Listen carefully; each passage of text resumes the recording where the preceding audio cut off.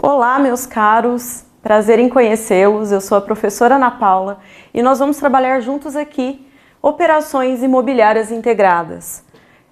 Durante esse módulo, nós vamos tentar falar um pouco sobre questões jurídicas que são afetas ao dia a dia de vocês, questões que vão fazer parte das operações imobiliárias e que necessariamente deverão ser dominadas por vocês, tá? Então aqui é importante a gente lembrar qual é o nosso objetivo nessa disciplina. Ou melhor dizendo, qual seria o objetivo dentro dessa carreira que vocês estão buscando e em que essas operações imobiliárias integradas poderão ser úteis para vocês. Então vamos lá, em primeiro lugar, formar profissionais capazes de planejar e gerenciar atividades comerciais. Como se planejar? Tendo aí um bom conhecimento jurídico, um conhecimento jurídico mínimo, para que você não precise se indispor com os seus clientes. O que eu quero dizer com formar profissionais capazes de planejar e gerenciar as atividades? Se você detém o conhecimento jurídico mínimo necessário, você não terá problemas em ter que remediar. Então, pessoal, vamos lembrar qual é o objetivo do nosso curso e em que essas operações integradas imobiliárias poderão ser úteis para vocês. Vamos lá. Então, em primeiro lugar, formar profissionais capazes de planejar e gerenciar atividades comerciais. É importante que você tenha conhecimentos jurídicos mínimos para que você não precise depois remediar problemas. Então, essa é a importância da nossa disciplina aqui. Em segundo lugar, você será apto a recrutar, capacitar e aperfeiçoar equipes, porque você pode começar sozinho, você pode começar como empregado de alguém ou mesmo como autônomo, mas é importante que você tenha essa capacidade de gerenciamento. E aqui, nessas negociações, nessa forma de operações integradas, você vai aprender um pouco mais sobre isso. Outra coisa importante, coordenar a prospecção e manutenção da carteira de clientes. Como fidelizar clientes? Como obter melhores negócios a partir de uma carteira, mesmo que ela seja bem pequenininha no começo? A gente também pretende falar um pouco sobre isso. E, finalmente, zelar pela aplicabilidade da legislação e atenção ao cliente consumidor. Noções de direito do consumidor, noções de contrato, noções referentes ao direito privado. É isso que a gente pretende trabalhar aqui para ajudar você, a ter condições de trabalhar melhor com os seus clientes e fazer as melhores operações imobiliárias possíveis. Então aqui eu fiz uma nuvem de palavras que nos ajuda a entender um pouco de algumas questões que permeiam a cabeça dos nossos futuros clientes ou até mesmo da nossa própria cabeça. Às vezes a gente tem dificuldade realmente quando vamos firmar negócios em entender um pouco do mundo jurídico e com isso, a partir desses conhecimentos, essas dúvidas que pairariam sobre a nossa cabeça, elas deixam de existir. Então, em primeiro lugar, quais são os documentos básicos para uma operação imobiliária? O que é que eu preciso para adquirir ou construir um imóvel? Burocracia, como eu vou evitar aborrecimentos? Eu tenho preocupações, como que eu vou fazer para me livrar dessas preocupações? Então são essas questões que a gente, a partir de agora, busca tentar responder. Então, como responderemos a essas demandas, meus caros amigos e amigas? Em primeiro lugar, como a gente colocou ali, é necessário que tomemos precauções para operações imobiliárias. Porque quando a gente se previne, a gente não precisa remediar. A gente evita litígios futuros, a gente evita processos, a gente evita desgaste com clientes, a gente evita desgastes inclusive no meio em que a gente trabalha. Então, é muito importante que a gente trabalhe de forma preventiva. Porque quando a gente não trabalha de forma preventiva, todo cuidado que a gente toma, faz com que a gente não precise dessas demandas judiciais. Então, se antes, ó, eu coloquei o bigodinho aqui pra gente lembrar, se antes a gente ficava, né, só na confiança, só no fio do bigode, hoje essa realidade já não se aplica mais, tá? Então é importante que a gente tome realmente todas as cautelas necessárias para que a gente não precise contar com a sorte e a simples confiança de que vai dar certo. É melhor a gente estar prevenido, ok? Muito bem, então para que a gente então tome precauções, né, é fundamental que a gente passe pela análise de alguns dos pontos que a gente vai discutir agora. Capacidade e personalidade, né? Capacidade, personalidade.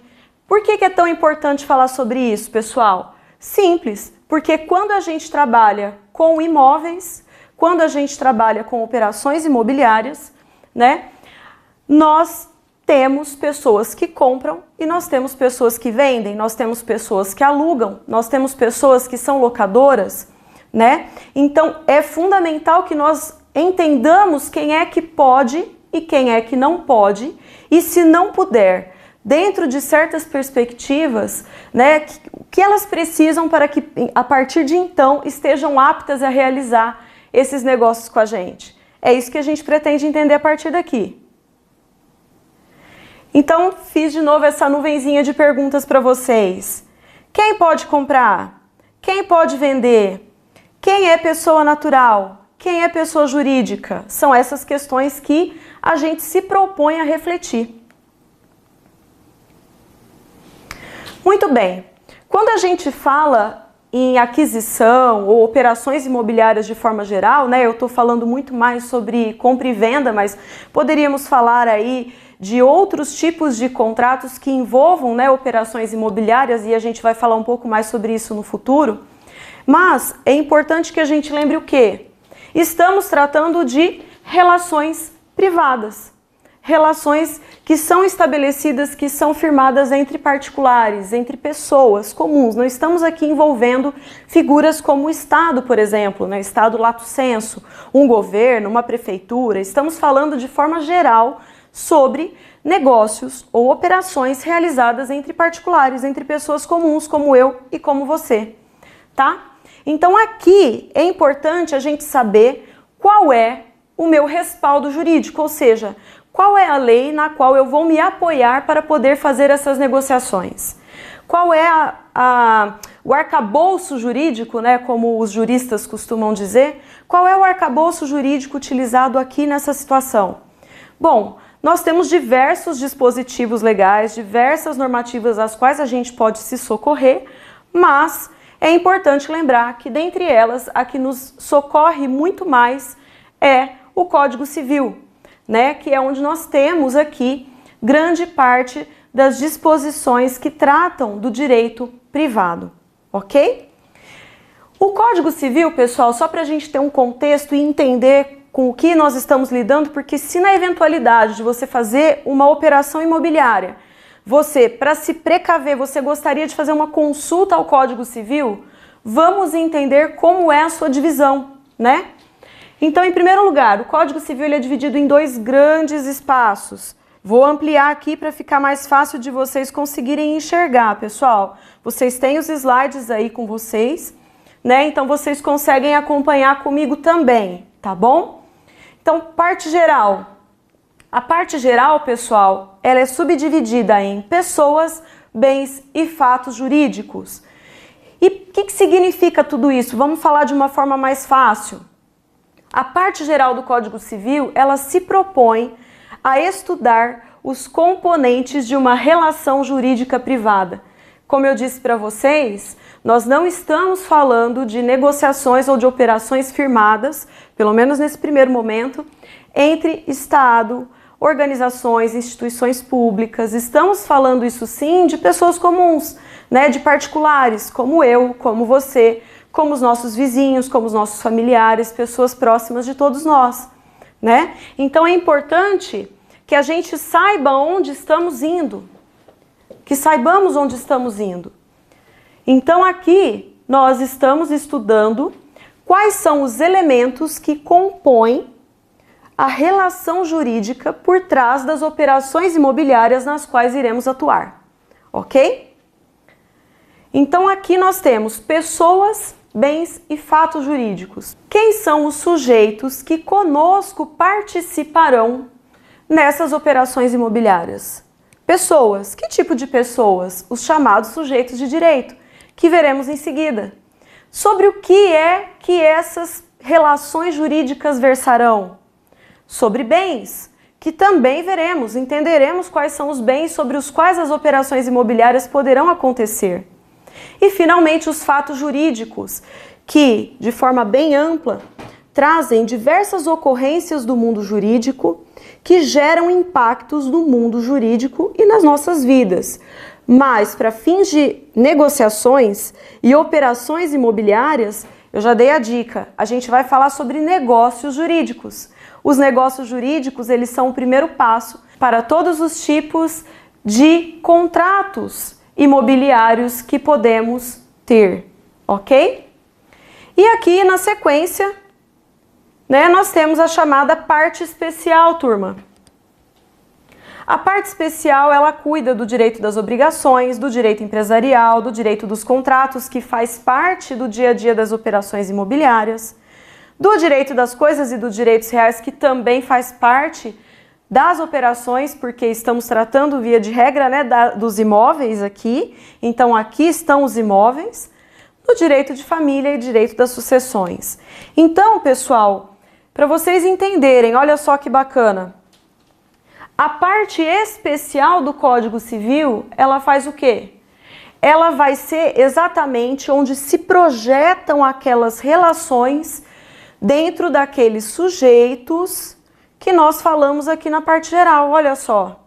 Então, quando a gente fala em pessoas, bens e fatos jurídicos, onde é que tudo isso vai se projetar? Sobre todos esses demais ramos, do direito civil que estão previstos aqui na parte especial. Então, é justamente aqui que nós temos essa projeção das relações privadas, ou seja, circulação de riquezas, crédito, débito, quem deve, quem paga, onde é o lugar que se paga, Pensando lá numa operação imobiliária como, por exemplo, a do seu Barriga e o seu Madruga, Que ele vai lá, bate na porta do seu Madruga para receber as locações, os valores dos aluguéis, Então, isso faz parte do direito das obrigações, relações de débito e crédito. Contratos, que também fazem parte aqui, como eu mencionei, contratos de locação, contratos de compra e venda, tá? A apropriação, o que é posse, o que é propriedade, que são elementos necessários que a gente entenda para que quando formos fazer as operações imobiliárias, tenhamos a exata dimensão de quem é dono, de quem é o proprietário, de quem é a posse, eventualmente, daquele determinado imóvel, para que a gente, então, evite futuras demandas judiciais, evite futuros processos que podem prejudicar, os nossos ganhos aqui nas operações imobiliárias. E, finalmente, relações de afeto, que também envolvem relações patrimoniais, que são referentes ao direito de família, e a transmissão dos bens pela morte, que também envolvem, sem dúvida alguma, questões de ordem imobiliária, quando o patrimônio do decujus, que é aquela pessoa que morreu, a figura do falecido, for um bem imóvel. E suponhamos que você tenha sido, então, chamado para tratar dessas questões.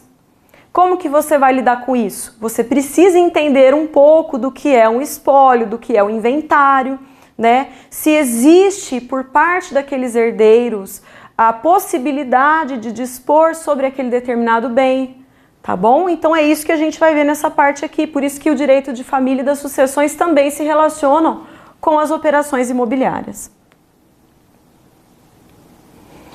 Então, em primeiro lugar, comecemos pelo começo, sem dúvida alguma, O que é que significa personalidade jurídica? O que significa personalidade jurídica? Bom, a gente sabe que essas relações jurídicas das quais estamos tratando aqui, por se tratarem de relações privadas, elas são firmadas entre pessoas. Agora, quem são essas pessoas?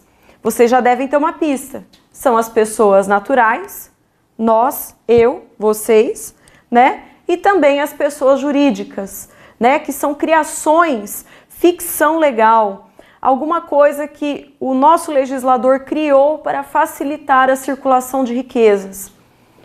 Então, aqui nós estamos tratando de sujeitos que detêm a chamada personalidade jurídica. O que é isso? Vamos ver agora. Personalidade jurídica nada mais é que o quê, pessoal? Vou grifar para a gente acompanhar de forma conjunta aqui. Ó, é a aptidão genérica para adquirir direitos e contrair obrigações. Ou seja, direitos e obrigações. Quem tem direitos e obrigações? Os sujeitos de direito. Isso é personalidade jurídica. Aqueles que detêm direitos e obrigações possuem personalidade jurídica. De forma mais ampla possível. Você pode ter obrigações no que diz respeito, por exemplo, a pagamento de alimentos, né? Ou você pode ter obrigações no que diz respeito também a ressarcir os danos que você gera quando você tem uma colisão de um veículo. Então, são obrigações, deveres e também direitos que são inerentes às figuras dos sujeitos de direito. O artigo 1º, pessoal, do Código Civil, ele dispõe que toda pessoa é capaz de direitos e obrigações. Ou seja, toda pessoa é o quê? Dotada de personalidade jurídica, isso mesmo, tá? E aqui a gente vai ver que não apenas as pessoas humanas, mas também as pessoas jurídicas. Agora, muito cuidado. Eu sei que você ama o seu animalzinho de estimação, eu sei que você ama o seu cachorro, o seu gato, e que hoje eles são tratados como parte mesmo das nossas famílias, só que para o nosso ordenamento jurídico, ou seja, para o direito como um todo, eles ainda não são considerados sujeitos de direito. Existem diversos estudiosos que lutam pelo reconhecimento deles enquanto sujeito de direito, mas ainda não são, ok? Então aqui nós somente vamos estender isso ao ser humano e às pessoas jurídicas. Portanto, qual é a conclusão que a gente tira daqui? Existem duas modalidades de pessoas: as pessoas naturais e as pessoas jurídicas. Então são elas que realizarão as operações imobiliárias que vocês trabalharão enquanto profissionais no futuro. Falando um pouco mais sobre personalidade jurídica, eu já dei uma pista colocando aqui algumas figuras que nos remetem um pouco a isso. Vamos lá. Vamos começar, pessoal, pela figura da pessoa natural. Depois a gente fala um pouco mais sobre a figura da pessoa jurídica. Mas quem é a pessoa natural? É justamente aquela pessoa que tem uma existência visível. Ninguém questiona quem é uma pessoa. Todos nós já sabemos quem são pessoas, né? Então, eu, você, os seus familiares, os seus vizinhos, as pessoas com as quais você trabalha, essas são as pessoas de existência visível. E isso se contrapõe claramente às figuras das pessoas jurídicas, que são uma ficção, que são uma criação do direito para viabilizar aí essas operações e a circulação de riquezas para o bem da sociedade. Quando é que a gente adquire a personalidade jurídica? Qual é o momento exato da aquisição da personalidade jurídica? Esse é um ponto importante, pode parecer uma pergunta muito simples, mas sobre ela vários debates já foram travados e ainda são. Vejam só, o que é personalidade jurídica mesmo, pessoal? Só para a gente lembrar, é aquela aptidão genérica para aquisição de direitos e também obrigações. Então, quando é que você passa a ser pessoa no sentido de ter direitos e obrigações? Diz o artigo 2º do Código Civil, que é a partir do momento em que há o nascimento com vida, tá? Então, a partir do nascimento com vida do indivíduo. Isso está lá no artigo 2º do Código Civil, que vocês podem acompanhar daí. mas que eu já estou, né, explicando de forma mais simplificada para vocês. Então, turma, vejam só, quais são as regras que a gente pode extrair de forma bastante simples aqui do nosso artigo 2º, ó. Em primeiro lugar, a gente só pode falar em existência da pessoa natural diante do seu nascimento com vida. Ah, Ana Paula, mas isso é óbvio, né? Claro, nascimento com vida. Nem sempre. Será que aquelas crianças, né, que foram gestadas com microcefalia, por exemplo, ou crianças que nasceram e não deram aquele primeiro respiro, elas são consideradas nascidas com vida? Será que aquelas crianças que foram por algum motivo, né, infelizmente tiradas aí pelo aborto, seja ele, né, voluntário ou involuntário, são considerados nascidos com vida? Vejam que essa não é uma pergunta tão fácil assim de responder, né? Então, o que significa efetivamente o nascimento com vida? É quando a criança, ao ser retirada ou ao sair do útero materno, ela respira. Se ela deu um respiro, se ela conseguiu respirar, ainda que ela tenha sobrevivido por 1 minuto, por 30 segundos, por 2 segundos, ela é considerada uma criança que nasceu com vida. Quais são as implicações jurídicas disso? Muitas. No aspecto sucessório, se ela nasceu com vida, ela se tornou alguém que tem direitos e obrigações. Ou seja, ela vai ter herança para transmitir, ela vai ter herança para deixar para as pessoas, né, próximas a ela dentro da ordem de vocação hereditária prevista lá no direito das sucessões. Então, os impactos disso são enormes.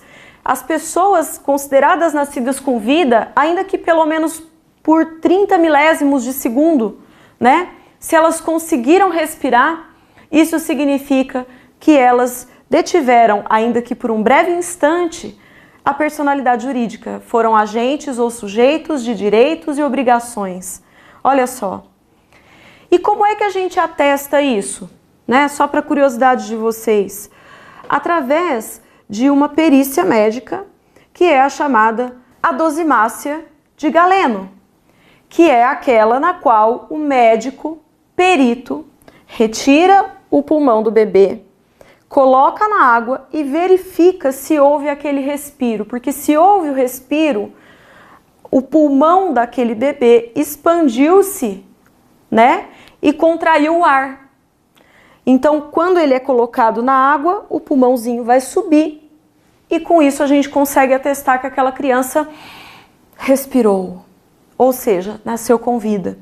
Se aquela criança não teve o seu respiro, isso significa que ela não nasceu com vida e ela será chamada, dentro do ordenamento jurídico, né, dentro dos moldes da doutrina, de natimorto. Ou seja, ela não foi dotada de personalidade jurídica, ou seja, não foi objeto de direitos e obrigações, ok? Esse é o primeiro ponto, né? A gente obtém daqui a seguinte informação, que nós só podemos falar na existência da pessoa natural diante do nascimento com vida. E em segundo lugar, diz respeito à figura do nascituro. Quem que é o nascituro, pessoal? Só para vocês lembrarem, ó. É aquele que está sendo gestado, é aquele que está sendo gerado dentro do útero materno. Aquela pessoa, ela ainda não é dotada de personalidade jurídica, mas, embora não tenha nascido e embora não tenha personalidade jurídica, vejam só, a lei resguarda os seus direitos desde o momento da concepção. O que isso quer dizer? Isso quer dizer que a lei põe a salvo os direitos dessa determinada criança que nem nasceu e a gente nem sabe se ela vai nascer com vida ainda. Mas lhes são assegurados, por exemplo, o direito à vida, né? Então a mãe que pratica o aborto, ela vai ser penalizada pelo ordenamento jurídico, pela lei penal. É assegurada a ela os alimentos gravídicos, ou seja, o genitor daquela determinada criança deverá prestar atendimento no que diz respeito à saúde, a alimentos, né, medicação, exames médicos necessários para que se assegure a partir dali que aquela criança seja gerada com todo o cuidado necessário para que ela tenha um bom nascimento. Então isso é o seu direito resguardado desde a concepção. Poderíamos aqui dar vários outros exemplos, né? Mas acredito que lembrar da questão criminal com relação ao aborto assegura a vida daquela pessoa que ainda nem nasceu, e também os alimentos previstos e permitidos, né, dentro do ordenamento jurídico civil também. Então lembrem-se, quem é o recém-nascido? É esse bebezinho aqui, ó. É aquele que, é aquele que já nasceu com vida, respirou. Ao passo que o nascituro é aquele que ainda não é considerado pessoa, porque não detém personalidade jurídica, ou seja, ele foi concebido, está no ventre materno, mas ainda não nasceu com vida. Espero que vocês estejam entendendo tudo até aqui, pessoal, mas terei o maior prazer de poder responder depois as dúvidas que vocês eventualmente tenham. Então, muito cuidado ainda no que diz respeito à questão da personalidade jurídica. O início da personalidade jurídica, ela vai acontecer a partir do nascimento com vida. Lembrando dessa importância da vida como uma condição, né, para o início da personalidade jurídica, ou seja, para que você seja detentor de direitos e obrigações. Muito cuidado, não confundam, pessoal, o início da existência da personalidade jurídica ou da pessoa com o início da existência do nascituro, são coisas distintas, certo? O início da existência do nascituro é uma discussão feita pela bioética, né, por estudiosos, né, que estudam essas questões de quando nasceu, quando é a vida. É a partir do momento em que há a conjunção dos elementos espermatozoide e óvulo? É a partir do momento em que se dá a anidação no útero materno? Ou é a partir do momento em que, sei lá, algumas semanas de vida? Essa também é uma dúvida muito importante, né, que é discutida pelos estudiosos. Isso não é o começo da existência da personalidade jurídica, isso é o começo da existência de quem? Do próprio nascituro, não é essa a nossa discussão aqui, ok? Mas o início da personalidade jurídica, essa sim, essa é importante para nós. Por quê, professora? Pelo seguinte, vamos lá. Quando a gente pensa no início da personalidade jurídica, a gente está pensando em alguém que pode comprar, que pode vender, que pode alugar, né? Que pode ser locadora. Claramente que aquele bebezinho pequeno ainda não vai poder fazer isso sozinho, mas nós desde então sabemos que ele é apto a ter direitos e obrigações com relação a essas operações imobiliárias que vocês vão realizar no futuro, ok? E a gente vai falar um pouco mais sobre isso, né, com relação à questão da prole eventual. O que significa prole eventual? Olha só, é uma pessoa que às vezes nem nascitura é ainda, nem foi gerada, nem foi concebida, mas que numa expectativa de uma pessoa que deseja ter filhos, né, já faz um respaldo ou um resguardo de determinados patrimônios a partir da figura do testamento. Vejam só que interessante. Bom, pessoal, espero então que vocês estejam entendendo tudo que a gente está colocando aqui, tá? E lembrem-se que a prole eventual, ela é objeto de estudo do direito das sucessões e será feita por via do testamento. Ainda que aquela criança, né, ainda que aquele bebezinho sequer tenha ainda sido concebida, sequer tenha sido gerada ainda, ok? Até a próxima, pessoal. Continuaremos falando então sobre os nossos objetivos aqui dentro do curso e sobre a capacidade dentro da perspectiva da personalidade jurídica. Até logo!